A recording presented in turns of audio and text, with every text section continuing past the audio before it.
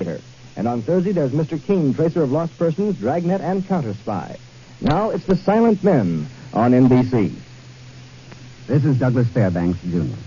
Once again, it is my privilege to introduce to you stories of the Silent Men, the special agents of federal law enforcement who silently and for little material reward daily risk their lives to protect the lives of all of us. Their tradition is long and proud, yet to guard our welfare and our liberties, they must remain nameless. The Silent Men.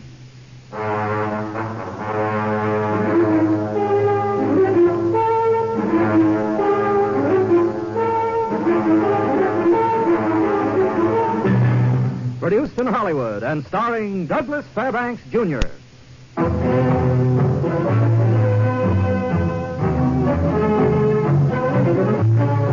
The National Broadcasting Company proudly presents The Silent Men, transcribed stories of the undercover operations of the special agents of every branch of our federal government and their relentless fight against crime. Now here again is Douglas Fairbanks. The International List of Narcotic Violators is compiled and kept up to date by the Permanent Central Opium Board of the United Nations. It is a list of all known illicit drug dealers throughout the world.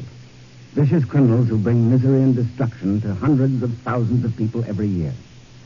Number 121 on this international list was John Bartello, sometimes known as Pip the Blind, the leader of a narcotics empire that spread from coast to coast of the United States and into Mexico. Bartello's Mexican runners smuggled opium across the border. Other messengers brought it to New York, where Bartello's secret factories converted it into heroin. From here, another system of dealers and peddlers fanned out across the country to sell the dope. And the dope they sold sparked much of the crime of the nation.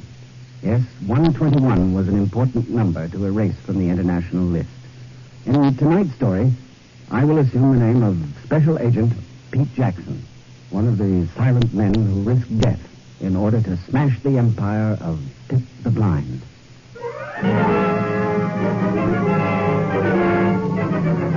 As Special Agent Pete Jackson, I had been assigned to federal narcotics in San Francisco. It was Thursday, May 5th, 1949. We had closed a local case that afternoon, and I was alone in the office at headquarters, typing out a final report for the Bureau when the call came in on the private tie line from Washington. Hello, San Francisco. Hello, who is this? Jackson? That's right. This is Blair, Pete. Oh, hello, Chief. Well, we closed a good one out here today. I was just writing it up for you. Anything big? Oh, papers of heroin, selling them through the mails. Well, that's a new one. Yeah, he had himself quite a mail order business till we canceled him out. One of our leads? No, it's a case we've been working on with the sheriff's office out here. Good. I'll read the report. The reason why I called, Pete, I have an assignment for you. Sure thing, Chief. I hate to upset your personal affairs on such short notice, but I'm afraid you'll have to leave town. Well, anything you can tell me about on the phone? Just this. A reservation has been made for you on the plane leaving San Francisco at 11 tonight to New York. I'll meet you at the airport in New York City and fill you in. Yes, sir. Oh, better not tell anyone where you're going, even the family. Just say that you may be gone a matter of weeks. We'll keep in touch with them for you. Right. I'll be on the plane. The next evening, Chief Blair met me at LaGuardia Airport and drove me to a little used road on Long Island where a secret rendezvous had been arranged with another car. When we spotted the car, we pulled up behind it, killed the motor, and got out. There were two men in the other car. The driver nodded as we walked up alongside. Hi, Blair. Evening, Lieutenant. Pete, this is Lieutenant Ryan of the New York City Police. Pete Jackson from San Francisco. Glad to know you, Jackson. How are you? And this is Mr. Martinez from Mexico City, who is representing the United Nations Central Opium Board. Hello. Welcome, senor. You must be tired after your long trip. No, not too much. It was a fairly smooth flight. You had your dinner yet? Thanks. I ate on the plane just before we landed. Oh. Well, then perhaps you'd better just climb into the back seat and we'll talk here. Sure. As good a place as any. You will forgive the informality of our meeting, senor, but it would not be good for us to meet more openly under the circumstances. Oh, I'm used to it. As I told you on the way over, Pete, the man we've been working on for such a long time is John Bartello, also known as Pip the Blind. Yeah. So Mr. Martinez's agents in Mexico, we've got a pretty good line on how he's getting the raw opium into the country. When the time comes, we can choke off the supply. Yes, but as you realize, senor, it would do no good to arrest a handful of Bartello's men in Mexico while the head of the organization remains free. Yeah, of course. And that's why we've concentrated on Bartello himself. What's That's just Doug. Oh. As I was saying, that's why we've concentrated on Bartello himself here in New York City. I see. That's been Lieutenant Ryan's department, see. Yes, and we learned quite a bit about him, Jackson. We know who he is, where he lives, how he operates. We know his habits, his friends, his business connections from coast to coast. We know when he makes a big buy. We know when he makes a big sell. We still haven't been able to get enough on him personally to make a felony conviction stick. This is still hard for me to understand, gentlemen. When we know the man is guilty and still cannot arrest him... Yes, Mr. Martinez, it's just as aggravating to us. But in order to obtain a conviction against Bartello in this country, a narcotic agent would have to actually see him hand over narcotics and accept payment or hear him order one of his men to do so before witnesses. Care for a cigarette? Yes, thanks. Yeah, Jackson, that's what Pip the Blind has been smart. Oh, hold the light, will you? Nice. Now, for 10 years, he's been the known head of the largest narcotics ring in the country. But he's never actually handled any of the stuff himself. And whenever he discusses a deal, he makes sure there are no possible witnesses present. That's why we brought you in from San Francisco, Pete. So I was beginning to surmise. We needed a new face, one that Bartello had never seen before and couldn't possibly recognize as a narco agent. According to our plan, Senor Jackson, you will have to become personally acquainted with this Bartello. A sort of relationship will have to be established so that his suspicions are not aroused, so that he will accept you as somebody in his own line of business. Hold it, there's a car coming. It's okay. As I was saying, he must accept you as someone in his own line, perhaps a competitor, perhaps a possible customer. In other words, you want me to pose as a narcotics dealer myself, is that it? That's it. You're a dealer from San Francisco. Not too big an operator, so he wouldn't expect to know your name, but still big enough to be interesting. Yeah. Incidentally, what is my name? You use an inversion of your own, Jack Peters. Right. Well, now, how about my speech and general personality? A little too academic? Not at Bartello's level. He's got a couple of bankers and a college professor on his payroll. Is that so? Just play it straight.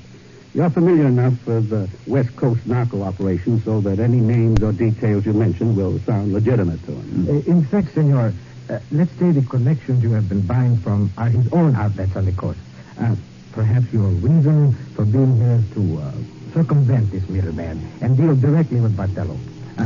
This type of thinking he would understand. Jackson, one of my men has lined you up a hotel room on the Upper East Side. That's where Bartello operates from. His main front's a little Italian bar on East 105th Street. Mm-hmm. How you make contact will have to be up to you. I see. Here's the hotel address, Pete, and cover credentials establishing you as Jack Peters, California driver's license, identification card with a San Francisco address, Social Security card, a couple of letters addressed to you as Peters. Better give me the stuff out of your wallet now. Yeah, okay. Yeah. Thanks. And here's some reading matter. Everything we know about Bartello's operations. Digest it tonight and return it through our Manhattan mail drop. It's got all the names you'll need. Yeah, I'll mail it tonight. Oh, by the way, Pete, you need a car while you're here. Yes, I guess I will. The coupe we drove over in will be yours for the duration. Oh, thanks. Okay. Only one thing. Yes? Don't try and open up the trunk and back. Oh? I keep it locked. Well, whatever you say. When you're ready to contact us, call Lieutenant Ryan's office, or in an emergency, dial my local number direct. Good luck.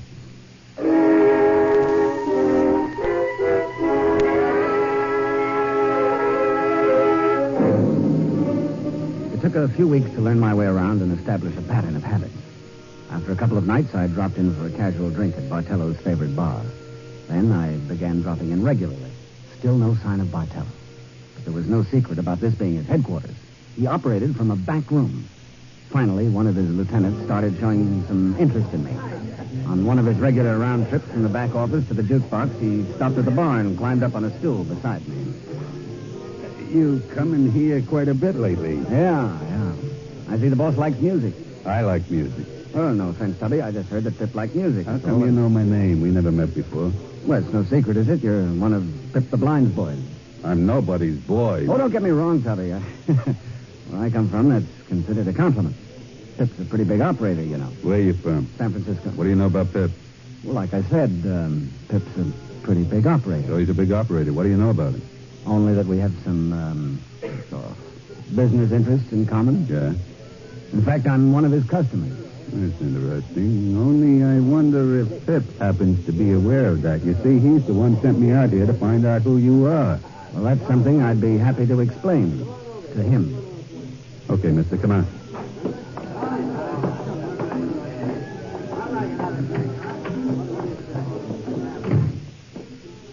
Guy says he's a customer, Pip.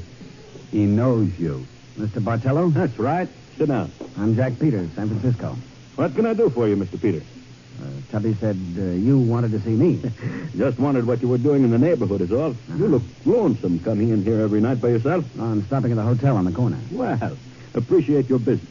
You mean you own this bar? Sure, got a whole string of them all over the country. How do you think I make my living? Well, I didn't know, Mr. Bartello. Oh, call me Pip. That's my nickname, you know. Pip the Blind.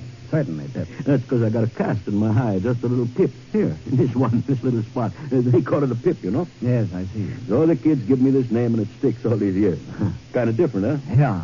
Oh, Tubby, be a good fellow. Go change the jukebox, huh? Sure. Sure thing. You better stay out there. Make sure it don't keep playing the same number over and over. Sure, Pip. Don't like to have too many people in the room when I talk. It makes me nervous. What's this about Tubby saying you're a customer? That's right. I've been buying your stuff from Lou Warren out on the coast. Piece goods. What kind of stuff? White stuff. H. Who else you know out there? Oh, Joe Cassetti, Manny Green, Donovan, Kagan, Durslag in L.A. The names are familiar. Yeah. Understand prices are high out your way. Oh, $500 an ounce is what I've been paying. That's a lot of money, but not when you figure you can resell it for $2,000 when you get it cut up into cuts. Well, I can still do a lot better buying it direct from you. I only deal in kilo lots. How much? Cost you $9,000. I can handle it. Cash? I'm not quite ready Well, yet, let but me know when you're in the market. We'll talk some more. I just happen to notice it's 10 o'clock. 10 o'clock, I always move up to my place in Harlem. Another bar? The White Kitten. I like the music up there. Just another jukebox like I got here, but somehow it sounds different. Maybe the atmosphere. You ought to drop in sometime. The White Kitten? Yeah, anytime after 10. Quite a place.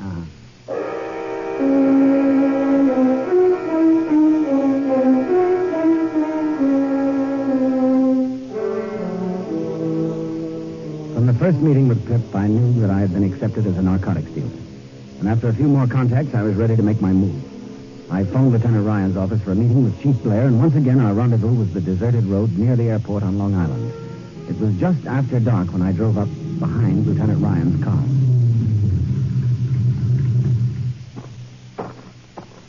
A little late, Pete. Any trouble? No, I doubled back a couple of times to make sure I wasn't being tailed. That's what took so long. Want to get in? Lieutenant Ryan, well, I'll stand out here. Be more room. Oh, how are you, Lieutenant? Oh, can't complain. Hey, what's with the crutches? They're for you. Block of bandages here, too. Afraid you're going to meet with a little accident, Pete. Well, line of duty, I guess. Take your shoe off. You kidding? No. Okay. From your report, Pete, Bartello seems to stick pretty close to that back room of his. Yeah, that's right. It's where he does all his business. Sock off, too? Please. Okay. He won't talk with anyone else in the room, so it's going to be practically impossible to get witnesses. And that's the reason we're fixing you up with a bum leg. You've got to get Bartello out of his club and into this car. This car? That's all. Wow. Pretty special buggy you've been riding around in. Wire recorder? More than that. I just hold your leg up on the seat now and I can start rapping. And Okay. it's got to look like there's a splint under the bandage.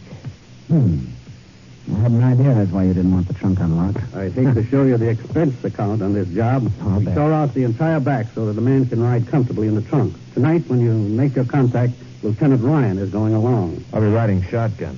Oh, let me get these hands. The lieutenant will be your witness. The way it's fixed, he can see out of the car in any direction, including the front seat. Yeah, there's a mic built in right there behind the ashtray. Two-way intercom. You want to talk to me, just push the cigarette lighter on the dashboard. There. Oh, that leg looks pretty good. Or bad. I don't think you could walk on it now if you wanted to.